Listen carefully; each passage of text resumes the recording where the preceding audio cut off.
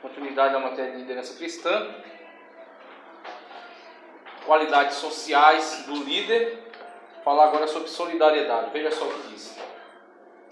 Espírito de solidariedade é uma qualidade indispensável que deve ser encontrada em qualquer dirigente, especialmente naqueles que lidam com pessoas voluntárias.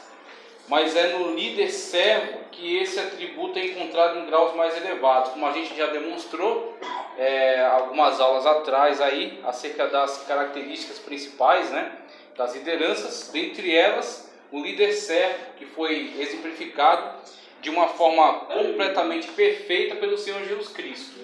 Então, somente com muita segurança do que se está fazendo, é que se pode de fato demonstrar essa característica do líder servo. Quando ele demonstra na sua própria atitude, na sua própria ação, que ele não veio aqui para ser servido, mas para servir. Agora, isso sem abrir mão das prerrogativas que lhe cabem de ser ele o Senhor, de ser ele o líder, de ser ele Deus. Ele não deixou de ser Deus. Todavia, mesmo sendo Deus, mesmo sendo líder, mesmo sendo o Senhor, o Kyrios, ele se colocou entre os discípulos como seu servo. Assim é que ele exemplifica para nós o que é esperado de nós, que nós sejamos também servidores. Então, mesmo que alguém venha galgar posições de liderança, e tomara que essa pessoa seja bem sucedida nessa caminhada, nesse processo, ele alcance um desenvolvimento tal que ele venha a ser uma importante ferramenta no reino de Deus, para administrar, para gerir, para comandar. Mas mesmo ele alcançando posições de destaque, posições de liderança, de comando, ele não pode se perder na noção de como deve ser vivenciada essa liderança, de como deve ser exercida essa liderança. A mentalidade não pode ser destruída, tá certo? O entendimento correto acerca de qual é a sua posição diante de Deus e diante dos liderados não pode ser perdida. O que muitas pessoas imaturas, pessoas despreparadas, pessoas que não têm a devida orientação, se alguém de repente olhando para a sua formação, olhando para as suas condições financeiras, olhando até para a sua aparência ou para a sua postura, ou por um carisma pessoal, o que a gente chama aqui também de magnetismo pessoal, ela se posta bem, ela se posiciona bem, ela fala bem, ela discursa bem, e muitas das vezes alguém olha para isso e vê como os qualitativos suficientes para a entrega de um cargo de liderança, para que ela seja colocada como líder de determinada organização ou de determinado grupo. Então, quando assim é feito, e esta pessoa a quem é entregue não tem o devido amadurecimento necessário, ela logo vai passar a ter uma visão, uma autoimagem distorcida, onde ela acha que, na verdade, aquilo que ela está exercendo no reino de Deus é porque ela é melhor do que as pessoas que ela está liderando. É porque ela está acima das pessoas, as pessoas em relação às quais ela está exercendo essa liderança, esse comando. E quando ela envereda por esse caminho, logo o seu ministério diante de Deus está destruído. Mais cedo ou mais tarde, ela vai tomar uma atitude que vai agredir a santidade de Deus, que vai agredir a pessoa de Deus, porque vai usurpar a sua glória, porque ela entende que ela está ocupando aquele cargo porque ela é boa mesmo, que ela é grande mesmo, ela é capaz, ela pode, ela sabe falar, ela sabe se expressar, ela sabe argumentar sobre diversas coisas. Então não poderia ser outra pessoa senão ela. E é onde o egocentrismo, tudo vai estar em torno dela, tudo tem que ser do jeito dela, tudo tem que ser ao gosto dela. E agora ela é o centro da situação, e não mais Cristo, e não mais Deus. E quando ela assim o fez, ela está se autodestruindo, porque em determinado momento ela vai ser removida da situação onde ela está. Deus vai criar situações para que ela saia, vai criar situações para que ela seja removida dali. Primeiro, dando oportunidade de conscientização e de conserto, mas se forem resistidas, será então arrancada. E é onde você vê a destruição daquilo que pode ser um grande ministério, onde entra a mentalidade de solidariedade, que é o que estamos vendo ali, ó. Primeiro essa imagem de cima, que eu coloquei diversas pessoas se unindo aí por uma causa, né, todas unidas aí por uma determinada causa. E embaixo aí a imagem histórica, né, uma ilustração, óbvio, né, não havia câmera naquela época, então poderiam até ter feito um quadro, mas ninguém sabe se de fato foi feito. Mas uma ilustração, Moisés, né, aqueles que o estavam auxiliando, erguendo aí os seus braços, né, para que ele intercedesse pelo povo que estava guerreando contra Amaleque, né, contra os amalequitas. Então esses auxiliares, né, Arão e Josué, estavam ali sustentando os braços de Moisés, para que ele permanecesse naquela intercessão e o povo prevalecesse. Arão e Ur, ainda bem, obrigado pela correção. Arão e Ur, Josué estava lá liderando, maravilha. Então ele estava ali, a participação dele era aquela intercessão, intercedendo, e aqueles que estavam lá, Arão e Ur, né, sustentando os braços dele naquela oração, estavam cooperando com ele naquela ação, estavam cooperando com ele naquela intercessão. Então, eles estavam ali solidarizando-se com ele no seu ministério. É onde, se nós caminharmos nessa visão de solidariedade, se nós incorporarmos essa visão de solidariedade, como é que nós poderíamos incorporar essa correta noção de solidariedade? Conscientizando-nos de que nós não somos a última bolacha do pacote, tá certo? De que nós não somos insubstituíveis no reino de Deus. Se nós não quisermos fazer, Deus levanta outro e põe em nosso lugar, que talvez faça melhor do que nós, ok? Então, uma vez que nós nos conscientizamos dessas situações, nós começamos a inverter o jogo contra a nossa arrogância. Começamos a entender que, na verdade, uma oportunidade dada na obra de Deus para fazer algo é, na verdade, um privilégio não para Deus por ter a minha pessoa fazendo isso, porque eu sou bom, porque eu posso, porque eu faço. Não, na verdade é um privilégio para mim de Deus ter permitido que eu pudesse exercer esse talento, esse dom, ser usado por Deus na sua obra. E ao final ainda ser premiado por Ele. Ele dá a graça salvífica que nos traz do pecado para a salvação. Ele nos dá os dons, tá certo? Nos dá talentos para exercer na sua obra. Ele nos abre uma oportunidade para trabalhar para Ele. E no final Ele nos premia, né, com o galardão, com a coroa, conforme está prometido. Quando o Senhor a todos galardoar conforme as suas obras. Então, quando a gente começa a olhar nessa perspectiva, a gente entende qual é a nossa correta posição no reino de Deus. Aí, assim, não existe outro entendimento senão da solidariedade. Porque somos servos uns dos outros. Então, independentemente de eu ter um relacionamento íntimo ou de eu ter afinidades com os irmãos que estão comigo na obra, eu tenho, e é uma obrigação para mim ser solidário a Ele, cooperar com Ele, para que tudo possa ser realizado para a glória de Deus. Porque o objetivo final é a glória de Deus. Porque o objetivo final não é o meu sucesso, não é a minha glória. Aí onde entra, através desse entendimento, muitas distorções podem ser desfeitas. Por exemplo, quando você vê a coisa mais feia do mundo, que é a guerra dentro do ambiente eclesiástico.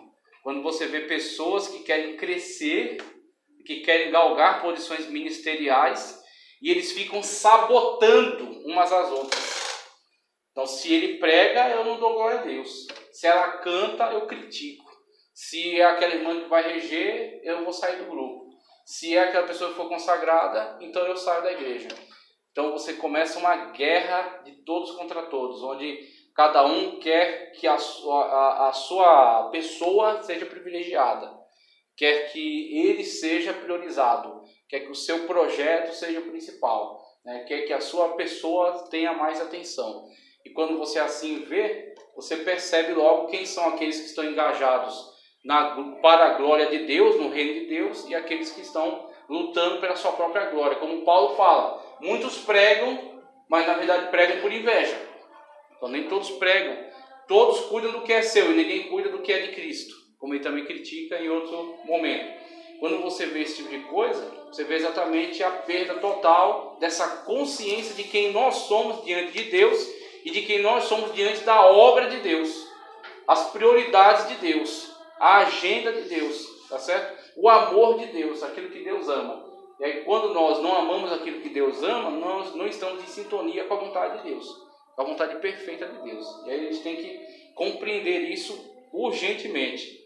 Apeguemo-nos com firmeza à esperança que professamos, pois aquele que prometeu é fiel. A garantia, né, está naquele que promete. Consideremo-nos uns aos outros para incentivar-nos, solidariedade, incentivar-nos ao amor e às boas obras. Não deixemos de reunir-nos como igreja, como corpo de Cristo. Não existe pessoa servindo a Deus como indivíduo. Não existe. Não existe um corpo onde os membros possam cada um estar em diferentes lugares, desconectados. Eles só constituem um corpo porque estão ligados, estão conectados. Então, ele dá essa ênfase. Não deixemos de nos reunir como igreja, como corpo de Cristo, segundo o costume de alguns. Naquela época já tinha, né, desigrejados.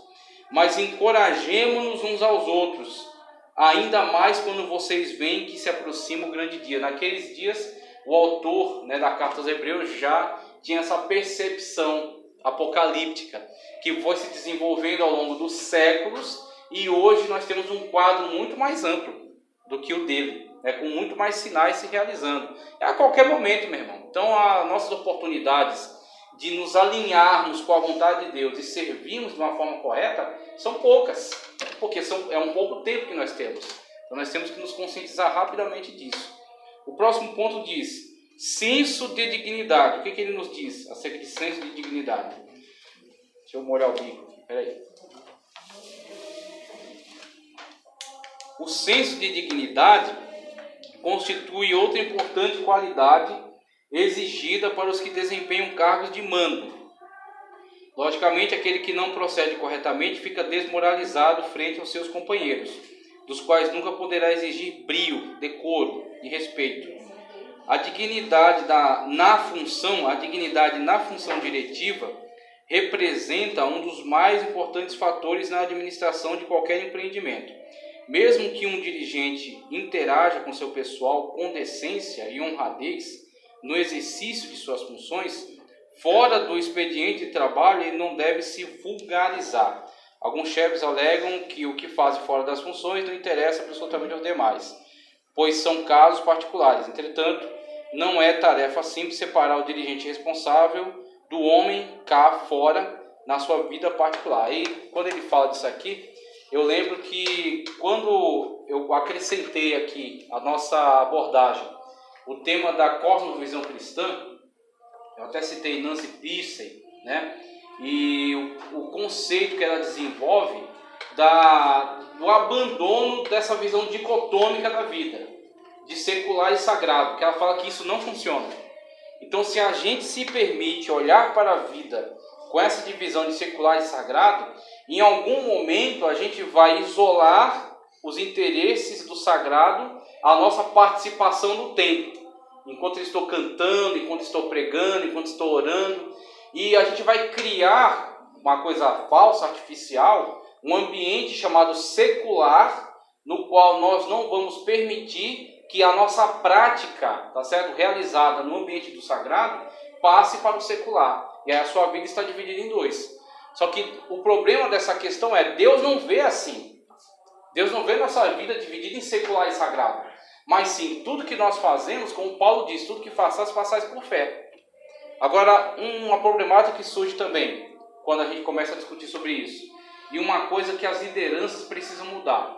Muitas delas já mudaram. Muitas igrejas já se transformaram nesse conceito, né? E já mudaram a sua visão sobre isso. E muitas das vezes alguns líderes ainda precisam acordar para essa situação. Vamos falar verdadeiramente, vamos falar racionalmente. Quantos de nós vamos de fato exercer cargo eclesiástico? Todo mundo vai ser pastor? Todo mundo vai ser presbítero? Todo mundo vai ser diácono?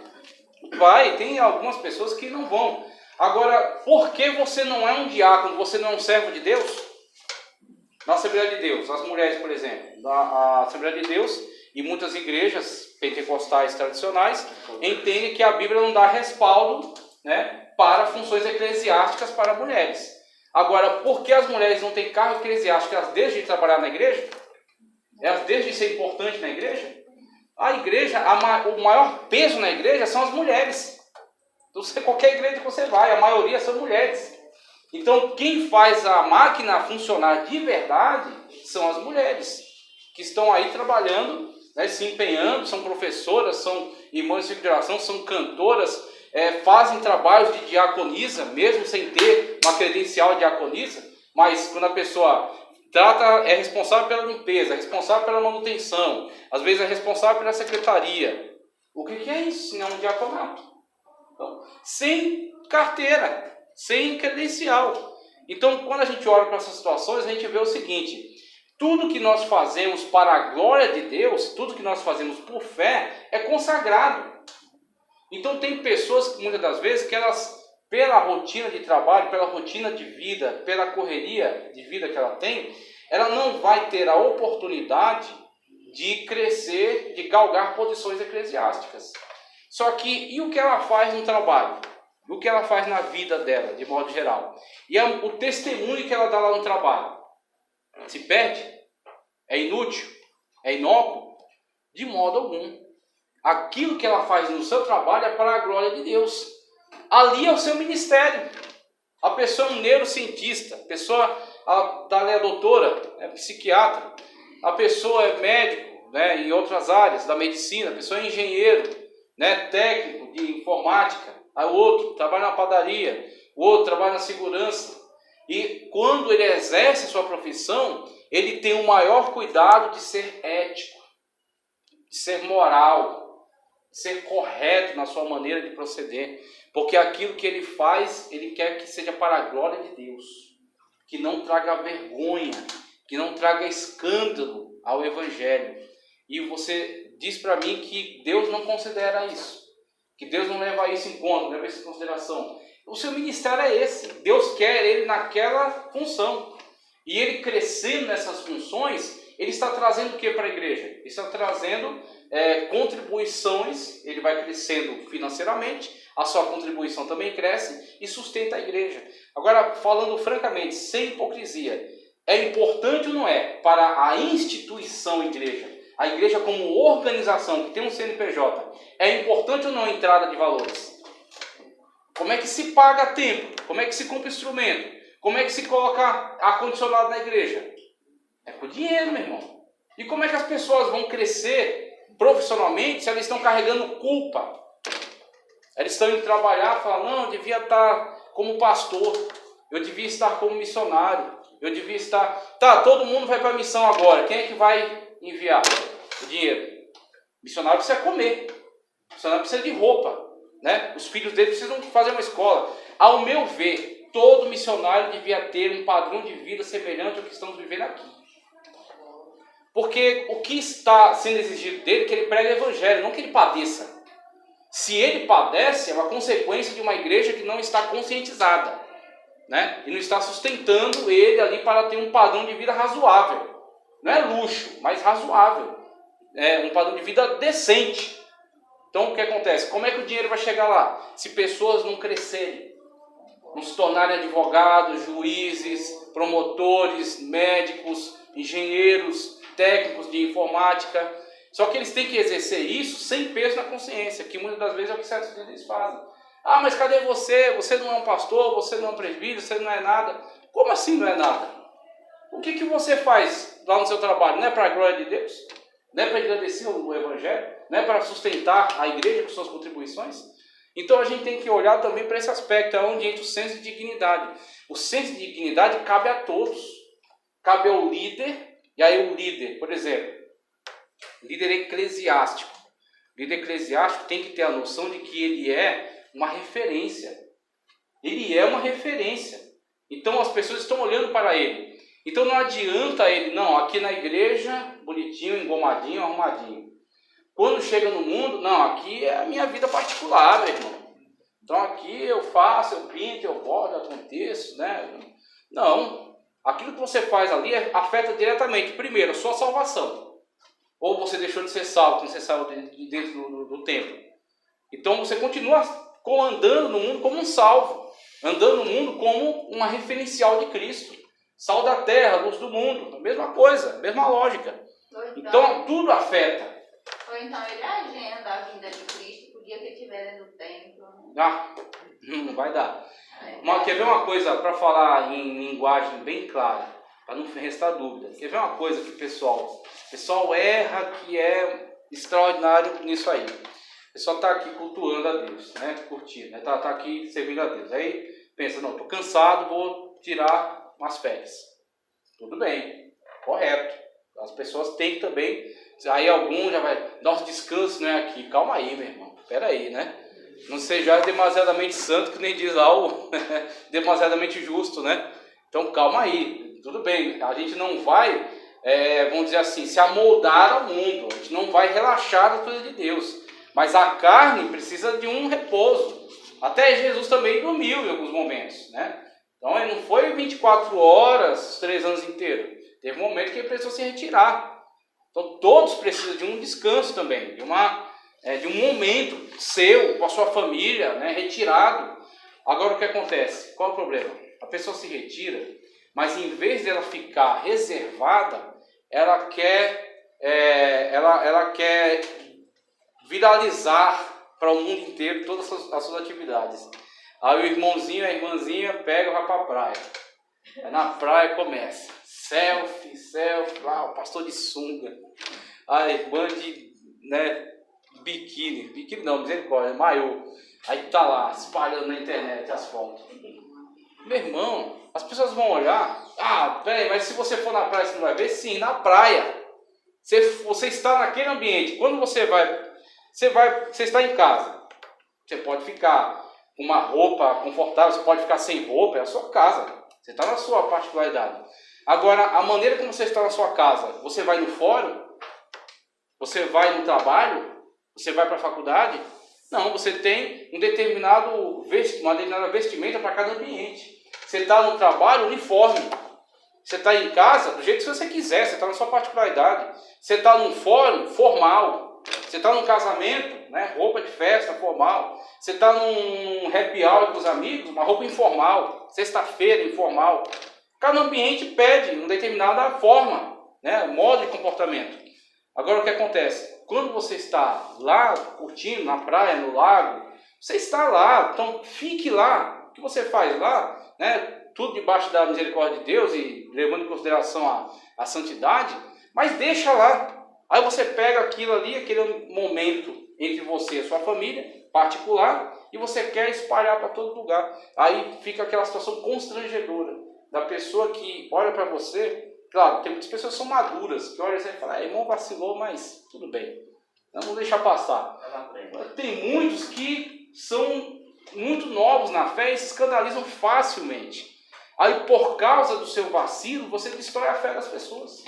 Júlia, eu conheço uma pessoa que tem bastante tempo de crente, foi pra praia, e além de tirar foto, ainda arrasou. Subiu aqui no marido e ainda pros braços. Eita Deus! Tomou 3 meses de banho. Aí, ó. Porque o que acontece? A igreja, ela precisa que as pessoas sejam referência. Ela precisa que as pessoas sejam um exemplo. Aí, quando você não pune, você não deixa muito claro que as situações não são aceitáveis, você está incentivando aquela prática. Então, você é um líder de mocidade, você é um presbítero, você não é um simples crente. Você está fazendo aquilo ali, você está tornando aquilo público, você está fazendo com que aquilo seja um cartaz, seja um outdoor, sendo que aquilo é no seu momento, naquele lugar, estava adequado para aquele ambiente, para aquele momento, não está adequado para o outro momento. E é onde você tem que olhar. Esse senso de dignidade é o seguinte: eu sou importante no reino de Deus. Isso não é arrogância, isso é consciência. É se conscientizar do seu papel, se conscientizar da seriedade daquilo que você faz. E você fala, como uma pessoa importante, é como você vê. Você pega as pessoas importantes. Claro que hoje isso está muito danificado, muito destruído. Mas geralmente as pessoas que são líderes na sociedade, que são importantes, que são autoridades, eles não são dados a ficar por aí com chocarrice, com palhaçada, com besteira. Claro que hoje, para poder praticar sua demagogia e ganhar a massa, muitos até fazem besteiras, piadas, né? Tem até palhaço sendo eleito, então a coisa degringolou bastante. mas tem que ter um nível de padrão de comportamento, de seriedade naquilo que você faz, para que você possa comunicar um bom exemplo, comunicar uma boa mensagem. O espírito de combate, que eu coloco aqui, ó, deixa eu só ler os textos que eu coloquei para senso de dignidade. Ninguém o despreze pelo fato de você ser jovem, mas seja o quê? Um exemplo para os fiéis. Seja um exemplo para os fiéis. Na palavra, no procedimento, no amor, na fé e na pureza. Isso aí é 1 Timóteo 4,12. No 4,16 diz: atente bem para a sua própria vida. Atente bem para a sua própria vida e para a doutrina. Ou seja, passa um raio-x aí na sua forma de comportamento, na sua forma de andar, de entrar e sair, como diz Salomão, né? Nas suas palavras, como Cristo disse, que até as palavras de vossa boca serão todas medidas, pesadas, né? Então, dá uma olhada aí em geral, né? Faz uma autoanálise aí para ver se está tudo ok, está tudo legal. E para a doutrina, ou seja, aquilo que você está ensinando, perseverando nesses deveres, pois fazendo isso você salvará tanto a si, é onde entra o nosso comprometimento, nossa santificação, né? Nosso negar-se a si mesmo, salvará tanto a si quanto aos que o ouvem. Aí ele coloca, quanto aos que o ouvem, muitas orientações dessa voltadas para as suas ações, as suas atitudes. E as suas atitudes complementam a sua doutrina. Não adianta falar bonito, pregar bonito e você desfazer tudo com o seu péssimo testemunho, com as suas péssimas atitudes. Não adianta, mesmo que a gente vê, vez ou outra a gente vê por aí, irmão e irmã que é uma maravilha em cima do púlpito, prega que é uma coisa, uma sumidade. A igreja chora, a igreja ri, a igreja pula, a igreja se emociona, aqueles que não conhecem compram. Fala assim, nossa, esse irmão é uma bênção, esse irmão é uma maravilha. Só que aqueles que andam com ela sabem do péssimo testemunho, do péssimo comportamento, que a pessoa não honra a palavra, que a pessoa não tem compromisso, a pessoa não tem respeito, não tem amor pelos demais. E o que adianta uma doutrina dessa? O que adianta uma pregação dessa? E aí Paulo dá um monte de orientação para Timóteo, prestar atenção nas suas atitudes, para que a sua doutrina não seja destruída, invalidada. Senão tudo aquilo que ele falar vai se perder. E Timóteo tinha ainda um sobrepeso sobre o ministério dele, porque ele era jovem, não é que ele era moleque, 22 anos, não. É que ele estava lidando com pessoas da terceira idade, que eram as pessoas tidas como adequadas para a liderança, chamados presbíteroi. Presbíteroi, que são o equivalente grego do ancião, tá certo? Do mundo hebraico, da sinagoga. Então, para ser líder, para ser conselheiro, para ser ensinador, na mentalidade judaica, a pessoa não podia ser novo, tinha que ter já estada, tinha que ter já tempo de vida, ter barbas brancas. Aí ele ia ter autoridade para falar aos demais. Timóteo ainda não tinha, era um homem já, mas não tinha ainda essa característica, essa qualidade que a velhice traz, né? Esse peso de autoridade. Então ele tinha que triplicar, tinha que dobrar ou triplicar o cuidado que ele deveria ter sobre as suas atitudes, porque ele ia ser constantemente escrutinado, né? Analisado ponto a ponto daquilo que ele diz, daquilo que ele faz, do comportamento dele. E não é diferente para nós, não é diferente na nossa situação. Também nós estamos sendo constantemente avaliados. Veja só, quando ele fala de espírito de combate, ele diz aqui o seguinte, ó, para ser um bom dirigente, o líder precisa ter espírito de combate.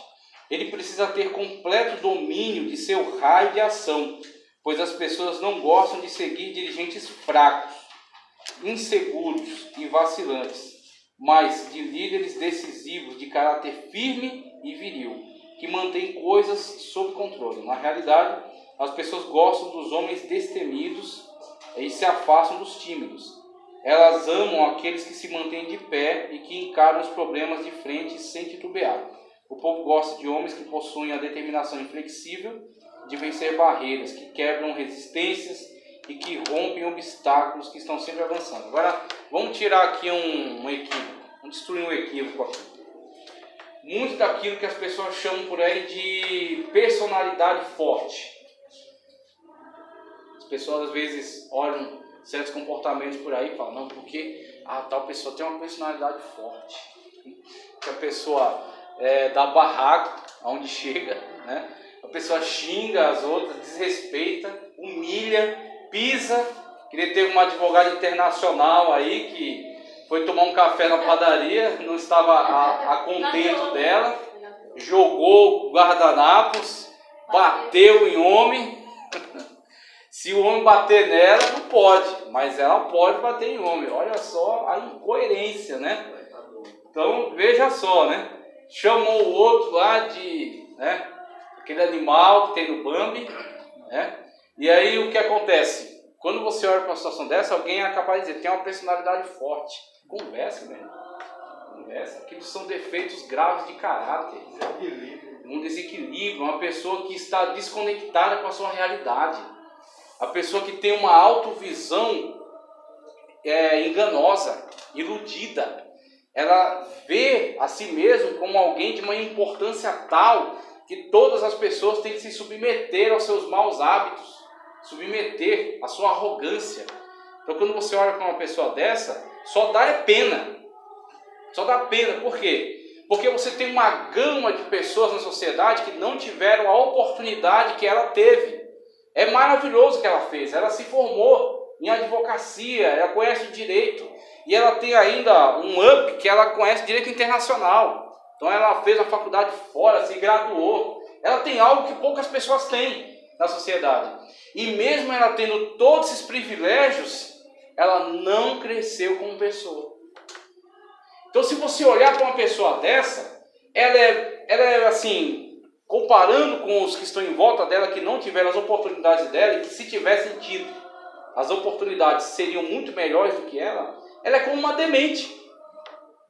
Porque é uma pessoa que você dá todos os recursos, todas as oportunidades, ela cresce, ela tem privilégios, ela galga altas posições, e mesmo assim ela não melhora. Ela continua uma pessoa nesse nível de comportamento. O que você vai oferecer mais para ela? Para que ela possa desenvolver? Não há mais nada que oferecer. Infelizmente, é uma pessoa que numa área desenvolveu, na área técnica, do direito, né, tal, só que na área humana ela é péssima, né, completamente descontrolada, né, uma pessoa que não teve desenvolvimento humano, não sabe respeitar o próximo. Mas quem foi o culpado disso aí? Foi os pais dela? Não, independentemente dessa questão particular, eu estou olhando só para o caso. E aí a gente teria que ver histórico, mas tudo o mais. líder também não tem um apoio nisso aí? O líder tem que olhar para uma situação dessa, primeiro fazer uma autoanálise, ver se ele não está se iludindo, se auto-iludindo com os privilégios que ele tem. O líder manda, né? Um líder é ouvido, um líder é acatado, e isso facilmente pode fazê-lo se desvirtuar da sua posição real e fazer ele enveredar aí por um caminho de autoglorificação, de arrogância. Então, ele tem que olhar para isso como um grande alerta. Fala, olha só, a demência na qual essa pessoa está, ela não percebe o ridículo da sua pessoa. Ela não percebe, né, o quanto ele está se auto-prejudicando com isso. Ela destruiu sua carreira, pelo menos em relação a alguns ambientes. Tem pessoa que não está nem aí, então, sabe fazer, então contrata. Né?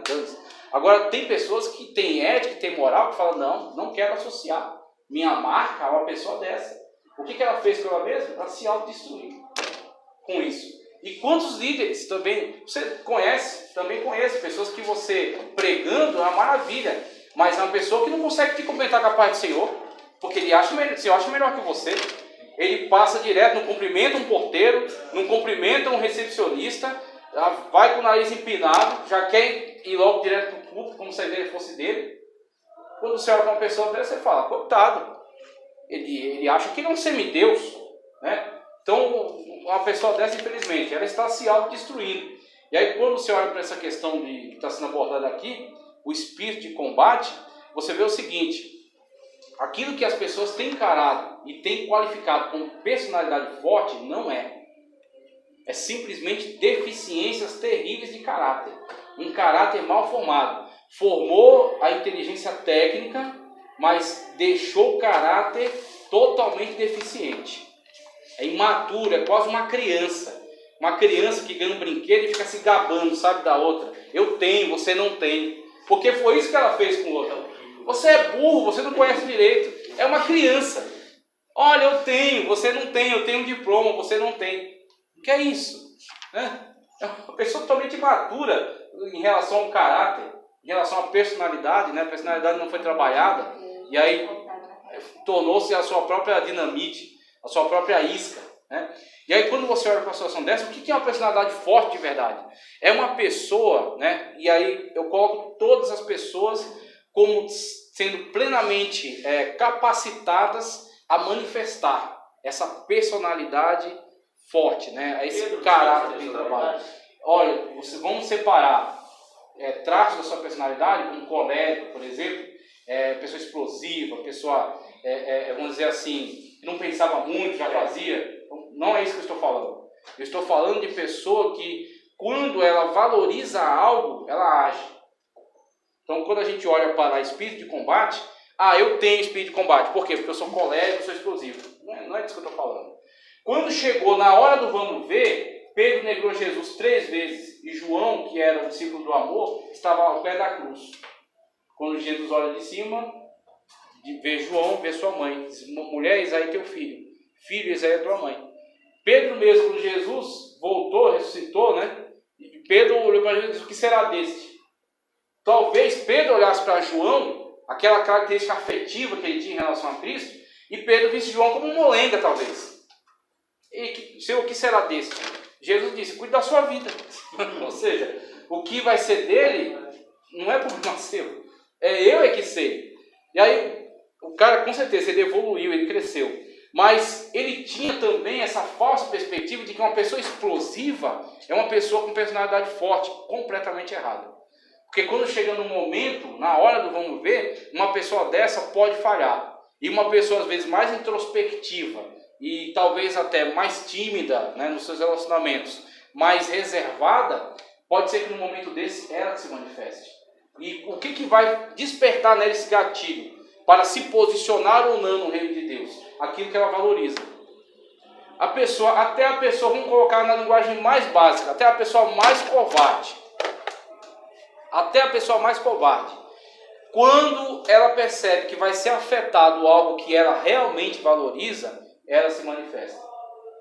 A pessoa às vezes que nunca fala nada, nunca se manifesta, apanha e fica quieta, suporta todo mundo, aguenta tudo, é paciente, né? E todo mundo fala: isso é um moloide, né? Isso é um boca aberta, né? Nunca responde, nunca faz nada, nunca fala nada. Mas quando você toca naquilo que ela valoriza, aí ela se manifesta, certo? Uma coisa, por exemplo, que eu vi, eu geralmente gosto assim de agradar, de se relacionar bem com as pessoas, ser agradável.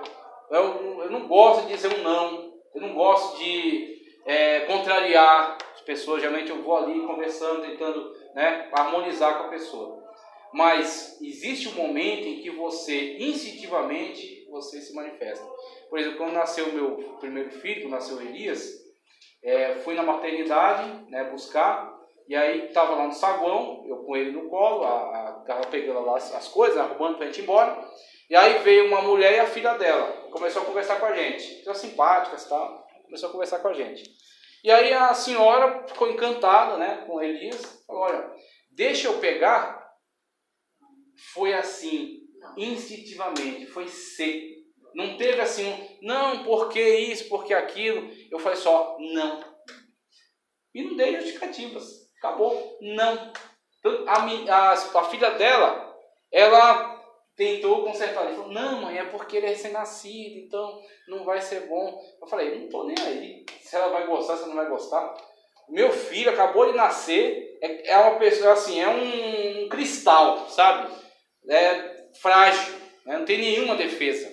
Eu não sei se essa louca vai correr, se ela vai jogar ele para cima, se ela vai cair, se ela está doente, vai contaminá-lo. Eu simplesmente disse não, e acabou. Eu estranhei a minha atitude, porque eu nunca tinha tido uma atitude tão seca dessa. Agora, de onde isso veio? Veio do ataque, ou pelo menos um suposto risco, a algo que eu valorizava, que eu estava dando um valor total ali, né? Que eu daria até a minha vida. Falei: não, eu troco a minha vida pela dele até, se for preciso. Então, quando você tem algo que você verdadeiramente valoriza, você se posiciona. Aí a coragem vem. A coragem vem do quê? A coragem vem até quando você encontra, às vezes, você buscar na internet, facilmente você acha. Até um gato, né, um animalzinho tão, né, frágil, tão pequeno, ele defende a sua prole do animal que for. Ele pode até morrer nessa defesa, mas ele defende. Uma ave, né, animais que são simples, são singelos, são pequenos, mas surge ali uma coragem. Por quê? Porque está sendo atacado algo que ela valoriza. Então, o que a gente vê nesse espírito de combate? Você só vai combater por aquilo que você dá valor. Se a igreja para você é algo assim, é bom lá, eu convivo com eles, é legal, sabe, o ambiente e tal, mas não é o centro, né? Deus não é o centro da sua vida. Jesus não é o centro da sua vida. A igreja não é, de fato, a casa de Deus que você valoriza. Se não é, quando chegar na hora H, não vamos ver, você não vai surgir, sabe? Esse desejo de defender. Não, alguém está blasfemando contra Deus. E aí, muitas das vezes, você que nunca falou em público, surge aquela coragem de você ir lá e fazer a defesa do Evangelho. Não, você está errado, a Bíblia diz assim, porque eu comprovei na minha vida, meu testemunho e tal. De onde surgiu isso? Surgiu do ataque a algo que você valoriza. Então, o que tem que ser entendido aqui, internalizado? Você precisa entender aquilo que você valoriza. E é onde a gente retorna sempre aquilo que Cristo falou. Aonde estiver o teu tesouro, ali estará o teu coração. Por que uma pessoa às vezes reage, perde a vida para não deixar um celular, não entregar o celular para o ladrão? Ele estava valorizando o celular. Ou também, não vamos generalizar, às vezes foi um susto. Então a pessoa tomou um susto e o primeiro instinto foi se defender e acabou perdendo a vida por isso. Mas tem pessoas que, diante do risco, elas se expõem a um risco desnecessário para proteger um celular, proteger um carro, proteger uma moto. Tome cuidado, talvez seu coração esteja nisso.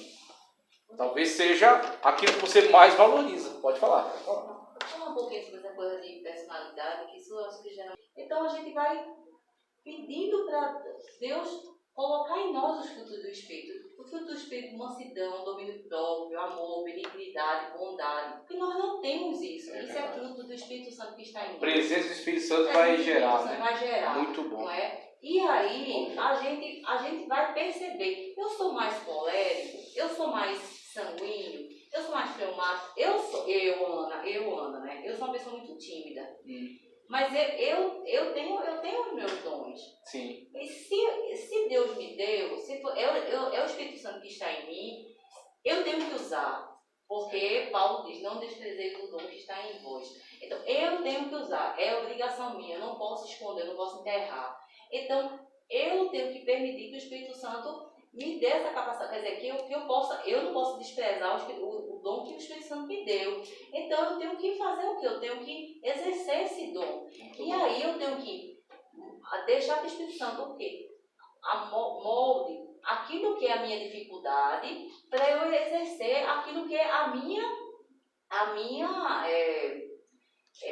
dentro do básico, do meu basal, que é a minha personalidade. Então, qual é a minha vantagem? Como eu sou muito tímida, eu sou uma pessoa muito calma. Sim. Eu não sou uma pessoa mais colérica, eu não sou uma pessoa mais sanguínea, eu sou uma pessoa mais traumática, eu me conheço, usando aquela classificação antiga.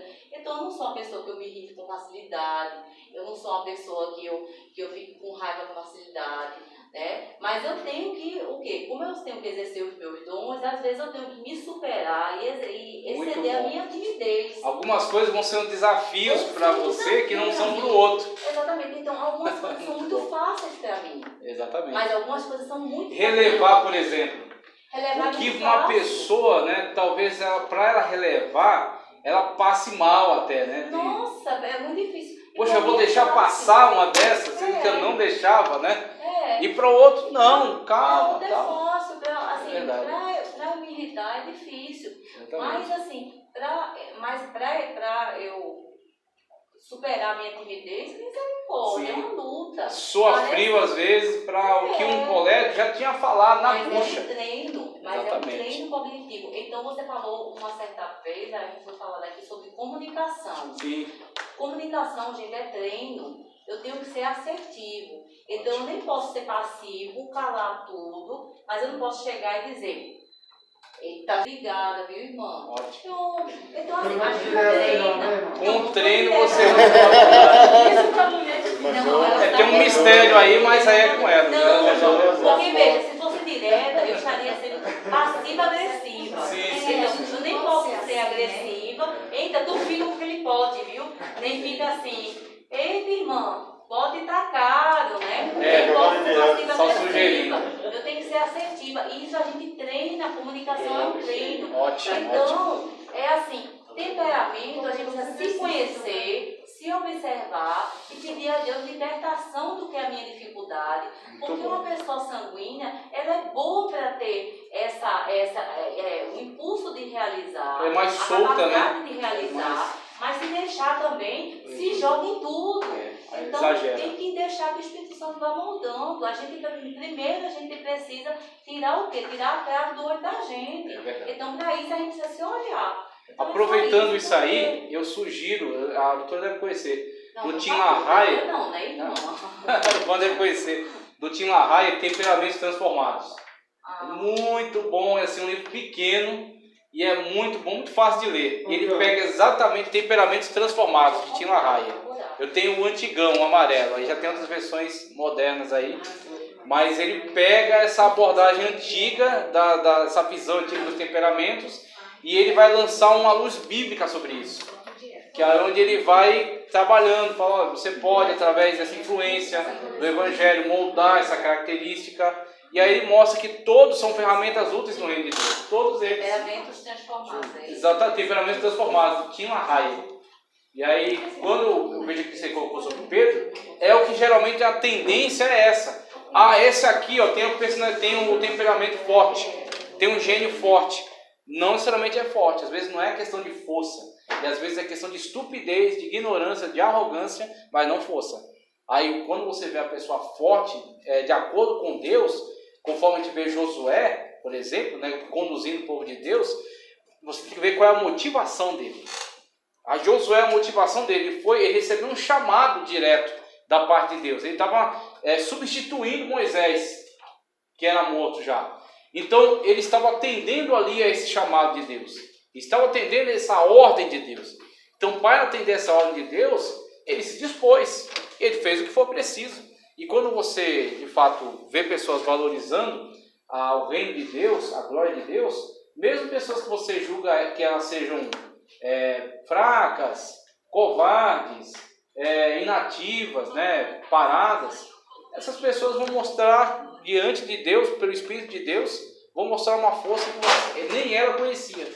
Uma força que... Ô Júnior, Pode eu falar. tenho uma dúvida sobre Moisés. Moisés não foi designado, Foi ele muito foi bom. chamado Sim. para tirar o povo do Egito. Foi muito boa essa pergunta, por quê? Porque a gente vê o lado humano do líder. Mas ele tirou, Mas né? isso aí foi... Mas para a tirou. terra prometida. Mas aí o entendimento era, ele vai tirar e vai entrar no povo, na terra prometida, vai entrar em Canaã. Ele tinha expectativa de entrar em Canaã. E Deus, inclusive, pela sua misericórdia, permite até que ele veja Canaã. Né? Agora, por que ele não entra em Canaã? Porque o líder, ele não é perfeito, o líder é humano. Então, quando a gente olha para a situação que você colocou, a gente vê que o líder é tão sujeito a falhas, a erros, a defeitos, a fracassos, como qualquer um dos liderados. Quando a pessoa se confronta com essa realidade, ela põe os pés no chão e ela começa a entender que ela não é uma pessoa que está acima das demais.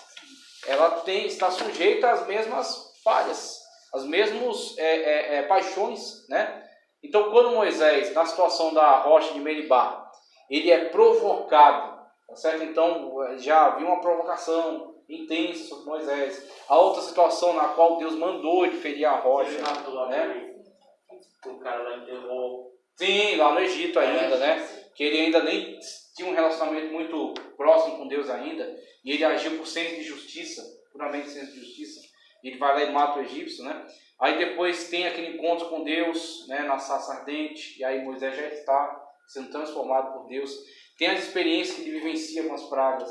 Tem a experiência do Mar Vermelho. Depois, todo aquele tormento do povo. Ah, não tem pão. estamos cansados de comer maná, não tem água, a água é amarga, não sei o que, todas as questões, tudo na cabeça de Moisés. Tanto que a Bíblia qualifica Moisés como o homem mais manso do mundo. A gente vai colocar aqui daqui a pouco, né, esse texto.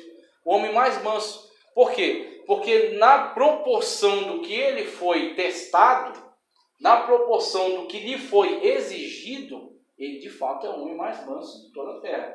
Só que até o homem mais manso da terra, e outra coisa, ele é o homem mais manso da terra, não o homem mais letárgico da terra, né? Não o homem mais estagnado da terra. Ele tinha ação. Ele era uma pessoa de ação, uma pessoa proativa.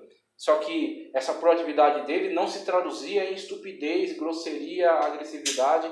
Não, ele conseguia canalizar toda essa energia para uma ação correta.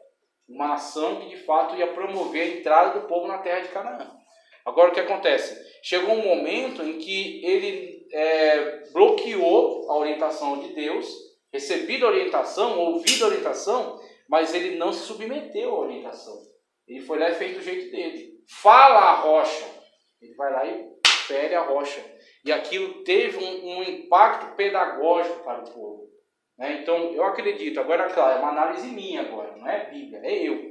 Eu acredito que quando Moisés, contrariando a ordem de Deus de falar a rocha, ele bate na rocha, toda a glória, né? Todo o reconhecimento daquele milagre não foi mais direcionado a Deus, mas foi tudo colocado em Moisés.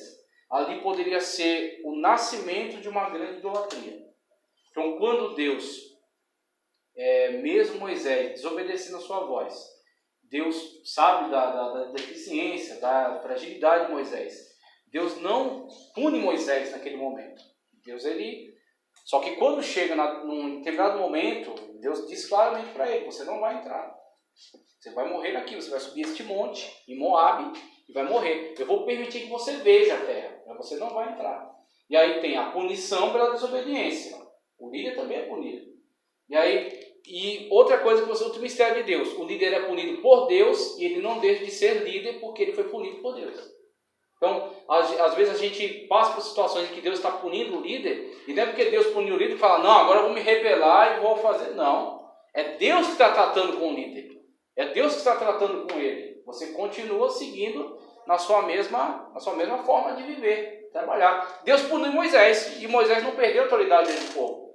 Continuou sendo o mesmo Moisés para o povo. Só que estava sendo punido por Deus, porque foi desobediente.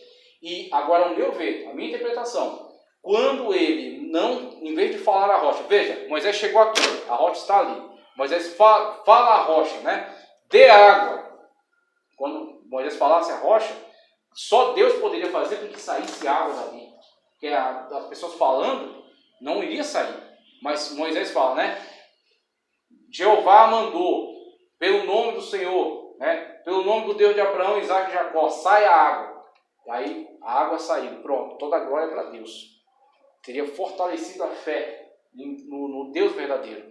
Agora Moisés vai lá porque está além dos seus limites, cansado, exausto. Ele já infringindo ali a revolta que ele está contra o povo, ele vai lá e fere. Aí foi a raiva de Moisés produziu água. Isso para mim poderia ser. E aí outra, Deus, não, vamos relevar, deixa ele entrar na terra. Moisés entra na terra. Por exemplo, você tem Abraão, Isaac, Jacó, José, né, Raquel, estão enterrados no mesmo jazigo. Até hoje, está num território muçulmano, inclusive. É os muçulmanos que guardam lá o jazigo, mas tem lá a caverna de Macpela, eles estão enterrados lá. Se Moisés tivesse um jazigo em Israel, provavelmente ia virar um lugar de peregrinação. Provavelmente, certamente, ia virar um lugar de idolatria. Ia virar um culto em torno de Moisés. Porque Moisés foi um personagem muito importante, de muito peso. Então, aí se a gente for entrar mais fundo, cavar mais, ainda tem a presciência divina. Que aí vê futuramente que vai causar isso aí, que vai virar. E aí, até tem Judas, né? Fala por alto ali que o diabo disputou o corpo de Moisés. E aí Miguel repreendeu, que o Senhor te repreenda. Aí você já... Por que o diabo estava tão interessado? Queria fazer uma imagem. Queria fazer um culto, canalizar, em vez de adorar Jeová, adorar Moisés. Ia virar idolatria. O líder tem que ter uma preparação para sofrer, tomar atitude mediante muita pressão. Assim. Ah, meu Deus, isso Mas aí elas que Moisés, é ótimo. nesse mesmo contexto aí, Moisés Agir sob monte, pressão. ficou lá, eles achavam que Moisés subia e logo voltava, mas aí Sim. ficou 40 dias, né? Foi. E aí o A povo... pressão de Arão, pode ver que Deus nem puniu tanto Arão. Por quê? A pressão do povo em cima de Arão, falando que Moisés tinha morrido, que não tinha mais Deus e estava sem Deus, fez ele se revoltar, então faz um Deus, fez um bezerro lá. Exatamente. Deus podia ter matado Arão, porque desobedeceu, né? Sim, pois é. Deus já sabia da estrutura de Arão. Exatamente. Desde antes, tanto que o negócio de Deus era com Moisés. E Moisés também ao ferir a rocha, acredito eu, que foi de tanta indignação, tanta pressão, né? Pressão. Deus Cercado fez ali, tanto até aqui, vocês ficam nessa aí. um povo que ainda era ímpio, né? Ele já começou quebrando os Do jeito que ele desce, ele Exatamente. quebra. Olha só o texto ali, que já vai dar um intervalo. Seja forte e corajoso, porque você conduzirá esse povo para herdar a terra que prometi, sob juramento aos seus antepassados. Somente seja forte e muito corajoso. Tenha cuidado de obedecer a toda a lei que o meu servo Moisés lhe ordenou. Depois de tudo isso que aconteceu em relação a Moisés, Deus continua tratando Moisés com o mesmo respeito. Meu servo Moisés te ordenou. Não se desvie dela, nem para a direita, nem para a esquerda, para que você seja bem sucedido por onde quer que andar. Não deixe de falar as palavras deste livro da lei, de meditar nelas de dia e de noite, para que você cumpra fielmente tudo que nele está escrito. Só então os seus caminhos prosperarão e você será bem sucedido. Não fui eu que te ordenei? Seja forte e corajoso. Não se apavore, nem se desanime, pois o Senhor, seu Deus, estará com você onde quer que andar. Isso aí é coragem, tá? Esse espírito de combate, que é dado por Deus. Falar somente o que deve ser dito, isso aqui é básico, né? A pessoa que fala demais, que ultrapassa os limites, né, da conversa, não deve ser indicada para exercer cargo de chefia. Porque quem fala muito erra muito. Aí, naquilo que a irmã falou ali, das características de personalidade, dos traços, né, de personalidade, você coloca do lado um melancólico, né, e um sanguíneo. Quem você acha que está propenso a cometer o erro? Esse erro de ser prolixo. Geralmente é o sanguíneo, que é mais dado, faz amizades fácil, brinca, tal, é mais extrovertido. Então, ele está propenso. É um calcanhar de Aquiles. Vai ter que tomar cuidado. Do jeito que ele é agradável, cativa as pessoas, mas às vezes ele, naquela, né, de pensar que ele está fazendo isso somente para brincar, para tornar mais o ambiente mais leve, ele vai lá fazer a brincadeira e passa da medida. Ah, mas você é feio, hein? Meu Deus do céu. Aí o irmão, que é isso? Tá me xingando, tá me chamando de feio? Se é no mundo, já tinha tomado um soco na cara. Eu não vou bater porque dá azar bater em pastor. Mas, olha só o besteira que o cara fez. Uma brincadeira. Enquanto que o melancólico fica constantemente analisando tudo. Fica medindo todas as suas palavras, todos os seus passos. Então, aí alguém fala, não, mas esse irmão é chato, ele não fala nada, ele não brinca, só fala o necessário. Não, meu irmão, é que ele analisa tudo para falar, a palavra dele tem peso. Ele não fala, mas também quando ele abre a boca, as pessoas ouvem, falam, meu Deus, o irmão falou. Aí só vai prestar atenção, né? Não, realmente, ele falou, e ele meditou no que ele falou, né? Ele falou com gravidade, com seriedade. Então, nem céu nem inferno, né? Mas você tem que ver o que para cada um é um defeito, o que para cada um é um ponto fraco, ou o que para cada um é uma força, né? É uma qualidade. Então, prolixo, conforme eu coloquei aí na definição, ó, que usa palavras em excesso, que não consegue resumir uma ideia, nem encurtar, né, um pensamento. E aí, coloca um exemplo, jornalista prolixo, que fala ou escreve usando mais palavras do que necessário. Até o pastor Paulo dos Santos, foi pastor do setor aqui, ele, não sei se a frase é dele ou se ele viu em algum lugar, ele fala, a pessoa é tão prolixa, que o que ele fala vai pro lixo. Porque prolixo, né? Se separar, ó, lixo, né? Prolixo. É tão prolixo que muito do que ele fala vai pro lixo. Ou seja, se perde, né? Inútil. Então, prolixo, tomar cuidado, né, com excesso. Inclusive a própria Bíblia diz que o que muito fala, muito tem que pedir desculpas. Ele até coloca alguma coisa de falar pouco de si. Você tem que analisar aquilo que é edificante ou não na sua vida. E você tem que analisar também as pessoas que podem ou não com quem você pode ou não compartilhar certas coisas. Quando ele fala aqui, vou falar um pouco de si. Porque a pessoa, muitas das vezes, ele quer, para estreitar os laços, ficar mais íntima das pessoas, ele acaba abrindo, que nem o Paulo Romero, ele até tem um exemplo de um irmão que se converteu e ele veio do homossexualismo. Ele foi homossexual durante muito tempo. E o que acontece? Ele tinha um testemunho a dar da vida que ele teve, da transformação pela qual ele passou. Mas o problema é, ele era muito detalhista no testemunho. Então ele entrava em certas áreas que, mesmo as pessoas vendo a conversão dele, continuavam causando o mesmo escândalo. Porque tem pessoas que falam, não, ele era homossexual, mas ele não vai pensar detalhadamente nas práticas que ele fazia. Então, ainda bem, não tem nenhuma utilidade nisso. Não tem nenhuma edificação espiritual nisso aí. Então o cara era muito detalhista, e isso estava prejudicando a sua aceitação como irmão. Porque as pessoas, esse irmão aí fazia tudo isso, tal, não sei não. E aí o Paulo Romero chegou nele e falou, meu irmão, não seja tão detalhista no seu testemunho. Somente conte aquilo que é relevante, aquilo que é edificante para as pessoas. Que você foi e tal, como você entrou, que você sofreu, e a sua conversão. E foca na sua conversão. Foca na transformação pela qual você passou. E não nos seus defeitos. Porque tem pessoa que vai contar testemunho e parece que está com saudade. De tão detalhista. Eu aprontava, eu pintava, eu bordava, eu era assim, eu era assado. Está com saudade, irmão? Devia estar já esquecendo isso aí. Devia já estar já abandonando, né, essas memórias. Mas ele conta, às vezes, com entusiasmo. Você fica meio surpreso com isso. Aí ele fala aqui do humor, né, que eu comentei. Tomar cuidado com essa questão do excesso, né, de humor. E aí eu até coloquei o texto ali, ó. Com bom e com suave é que os irmãos vivam em união. Então, o humor na nossa vida é bom ser bem-humorado, torna o ambiente mais leve, torna o ambiente mais agradável, mas o humor ele tem que ser filtrado. E para algumas pessoas tem que ser refiltrado ainda. Porque para algumas pessoas que vêm do mundo, o que era humor para eles? O humor para eles era banalidades, carnalidades, né? Vulgaridades. Isso era humor para ele. Piadas sujas, piadas imorais. Então, como a gente vê, e no meio de certas lideranças, né? A gente vê às vezes certos líderes, quando eles se reúnem nos seus, né, suas recâmaras, né? Então, só tem líder, não tem ovelha, não tem, né, liderado. Aí os caras se soltam, né? Começa a vir um negócio mais, piadas um pouco mais sujas, mais pesadas. O que você está fazendo com isso? Você está alimentando. Você está alimentando a fera, meu irmão. Todo mundo tem uma fera dentro de si. Uma fera chamada pecado. Todo mundo tem uma natureza pecaminosa. Tem que sujeitar. Tem que estar crucificada com Cristo. Se você alimentar, ela desce da cruz. E aí quando a pessoa começa, não, é só brincadeira. Né? É só brincadeira. Não, isso aqui não tem nada a ver. Isso aqui é só...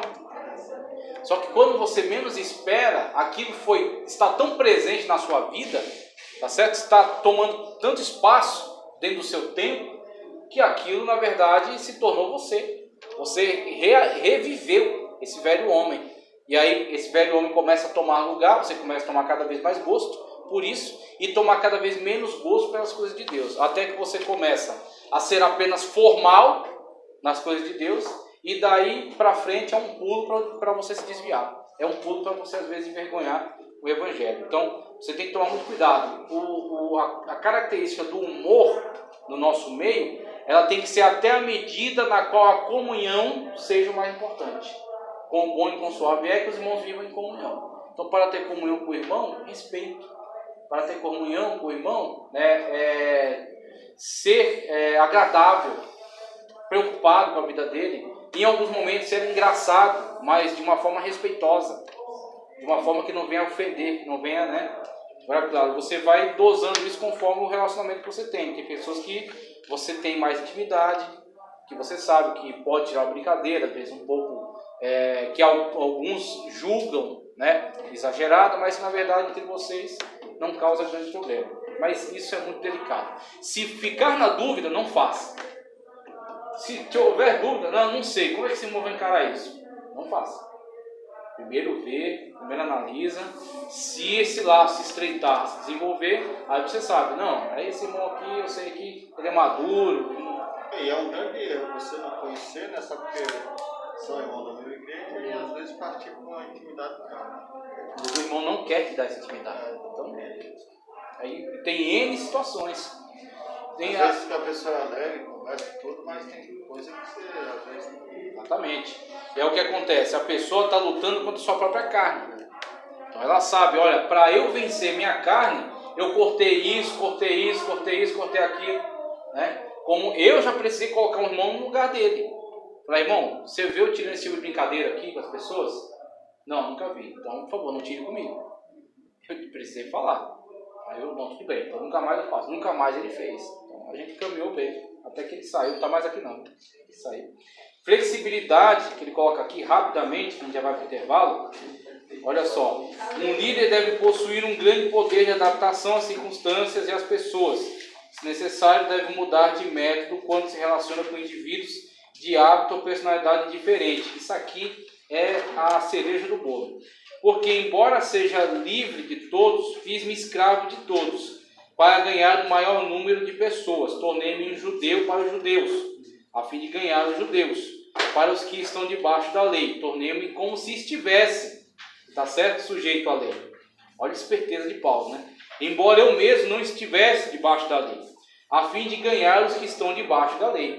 Para os que estão sem lei, tornei-me sem lei, embora não esteja livre da lei de Deus, mas sim sob a lei de Cristo, a fim de ganhar os que não têm lei. Para com os fracos, tornei-me fraco, para ganhar os fracos. Tornei-me tudo com todos, para que de alguma forma salvar alguns. Faço tudo isso por causa do Evangelho. Olha só, faço tudo isso por causa do Evangelho, para ser co-participante dele. Então, quando o autor fala dessa flexibilidade e a gente cita Paulo, tem um propósito nisso. Então, essa flexibilidade, esse tornei-me tudo para todos, não está além de quaisquer limites. Existe sim limites. Não é me tornei um maconheiro para ganhar um maconheiro, me tornei ladrão para ganhar um ladrão, não. Como é que você vai afundar na mesma lama em que a pessoa está, dizendo que vai tirar ela de lá? Não, você tem que ficar de fora. Então, quando Paulo fala isso, ele fala dentro dos limites, né, circunscritos a uma vida de santidade. Ou seja, tornei-me como se estivesse na lei. Ele vai tratar com os judeus, então do que ele vai falar com os judeus? De lei. Só que o que ele vai mostrar na lei? Cristo. Quando ele vai falar com os gentios, adianta falar de lei? Não, eles não conhecem Moisés, eles não conhecem a Tanakh, eles não conhecem o Talmud, não conhecem os 10 mandamentos, não conhecem nada disso. Então adianta ficar falando de lei para os gentios? Não, tem que entrar no mundo deles. Aí você entende como é que Paulo fez isso? No discurso dele no Areópago. Ele não foi falar de lei ali, ele falou, porque sobre ele movemos, existimos, tal, o que é isso aí? Era um poeta cretense, Epimênides, se eu não me engano. Ele usou um autor conhecido por todos eles. Ele falou, andando em Atenas, percebo que vós sois muito religiosos, porque vocês têm estátua para tudo que é Deus, e tem também uma estátua para o Deus desconhecido. Pois é, eu vim falar para vocês acerca desse Deus que vós desconheceis. E sabe qual é o nome dele? Jesus Cristo de Nazaré, que morreu e ressuscitou. Ele pegou um gancho. Ele não estava falando especificamente daquele Deus que eles deram uma estátua, né, sem conhecer. Mas ele aproveitou aquele gancho de um Deus, ou seja, a palavra desconhecido, que é a chave. Vocês não conhecem Cristo. E foi ele que eu vim apresentar. Pronto, então ele conseguiu uma ponte. Que nem um testemunho que eu ouvi, eu acho que foi o João Figueiredo que contou. De um homem fazendeiro, tá? Pode fechar a postilha aí. De um fazendeiro, Mato Grosso, um cara muito estúpido, muito arrogante, muito... E ele assim, eu odeio o crente, eu dizia de cara, eu detesto o crente. Se o camarada vier aqui na minha fazenda falar de Bíblia, falar de crente, eu vou dar um tiro nele. E aí o pessoal já evitava. Não adianta, não tem como é. A gente for lá, a gente vai tomar um tiro. E aí chegou um pastor lá que tinha sabedoria de Paulo. E aí ele falou, eu vou ganhar esse homem para Jesus. Aí o pessoal duvida. Fica bem, aí foi. Aí foi até lá, o pessoal já pensando, né? Vai tomar um tiro, vai para o hospital. Ele foi até lá e bateu na porta, o cara atendeu, tudo bem, o cara já ficou desconfiado, deve ser crente, vindo aqui atrás de mim e tal. Aí ele começou a falar com o cara, sobre o quê? Sobre Bíblia? Não, que ele já sabia que o cara não era receptivo. Ele começou a falar dos boi.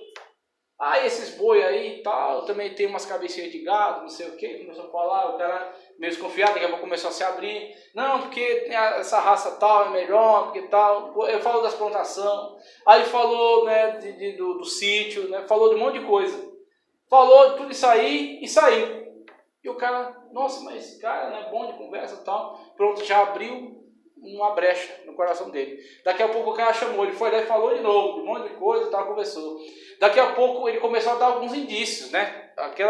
Não, mas Jesus, né, tal, mas graças a Deus, né, foi pela misericórdia de Deus, foi por Jesus, aí o cara começa ele se interessar. Não, mas você é crente? Não, eu nunca tinha visto um crente desse jeito, nunca tinha conhecido um crente assim. E aí o cara mesmo começou a dar oportunidade para ele para falar de Cristo. Aí acabou, meu irmão. Ele abriu a porta. Ele mesmo abriu a porta para que fosse falado acerca de Cristo. Pode falar. Não? Então, quando você vê estratégia. E aí eu até coloco aqui até uma provocação. A gente às vezes olha com um certo preconceito para algumas igrejas. Não estou falando de heresia, tá? Eu estou falando de algumas estratégias. Por exemplo, tem algumas igrejas aí que colocam grupos de skatistas, grupos não sei do que, e aí coloca às vezes algumas coisas que para nós é um tanto, sabe, difícil de aceitar. Mas vamos, de certa forma, olhar também com um pouco de compreensão, com um pouco de, vamos dizer assim, vamos olhar um pouco mais abertamente para isso, não se fechar tanto. Eu não estou dizendo que a gente precisa se tornar como eles, mas eu preciso dizer que talvez a gente tenha que respeitar alguns resultados alcançados. Então, olha, tudo bem, eu não vou aqui me transformar, eu não concordo, não consigo, não aceito. Tudo bem, então fica ele lá e eu aqui do meu jeito. Mas eu também tenho que reconhecer naquilo que ele acerta. Por exemplo, nas estratégias que eles têm e como eles conseguem alcançar certos grupos que para nós estão fechados. A gente não consegue chegar neles. Tem um estereótipo. Então chegou aquele estereótipo, sabe? Né? O irmão, gravata, terno de uma cor, calça de outra, e a Bíblia debaixo do braço, a Bíblia toda cheia de orelha. Aí chega lá para falar, né? E aí começa aquela coisa, aquela linguagem arcaica. É a pessoa, por causa daquele estereótipo, a pessoa já recusa de cara.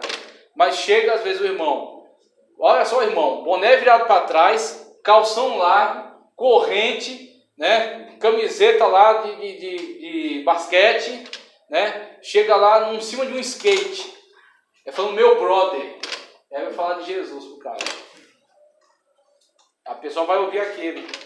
Não é que ele é melhor que você, é que aquela pessoa para quem você dirigiu tem um estereótipo construído na mente dela. E ela não recebe mensagens daquele estereótipo. Mas quando chega um outro que é semelhante a ela, é como se fosse da tribo dela. Então já se torna receptivo a ela. E aí quando você olha para essas situações, você tem que reconhecer que algumas estratégias são sim eficazes. Ok? Não estou dizendo que a gente tem que adotar, mas tem que reconhecer. Se Jesus, por exemplo, tivesse nos dias de hoje, atuais,